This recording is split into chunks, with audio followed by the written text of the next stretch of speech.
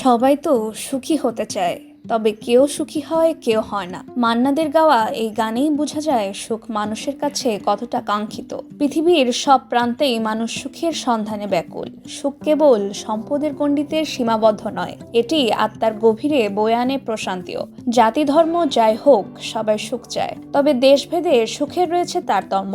সুখের সন্ধানে জাতিসংঘ প্রকাশ করেছে ওয়ার্ল্ড হ্যাপিনেস রিপোর্ট।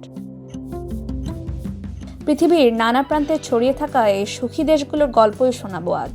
প্রকৃতির মুগ্ধতা, সমাজের দারুণ সব নিয়ম শৃঙ্খলা আর মননে দেশগুলো দেখিয়েছে কিভাবে জীবনকে সুখী করা যায়। সুখের মুকুটে শীর্ষে যে দেশ, তার নাম রয়েছে ফিনল্যান্ড। টানা 6 বারের মতো সুখী দেশের শীর্ষে রয়েছে ইউরোপের এই দেশটি।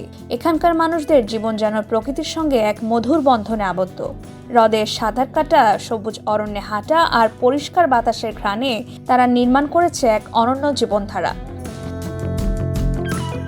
তার প্রতিবেশী আরেক দেশ ডেনমার্ক রয়েছে তালিকায় দ্বিতীয় স্থানে। সমতার দেশটিতে মানুষ নিজেদের মধ্যে সুখ দুঃখ ভাগাভাগি করে নেয়। ধনী গরিবের ভেদাভেদ এখানে তেমন নেই। আনন্দের তরঙ্গে ভেসে বেড়ানো আরেক দেশ হচ্ছে আইসল্যান্ড। বরফে মোড়া পাহাড় আর উষ্ণ জলধারার মাঝে এখানকার মানুষ খুঁজে পায় প্রকৃতির নিখাত সঙ্গ। শান্তির তালিকায় শীর্ষস্থানে থাকা এই দেশের মানুষ বিনামূল্যে শিক্ষা ও স্বাস্থ্যসেবার সুযোগ পায় বছরব্যাপী।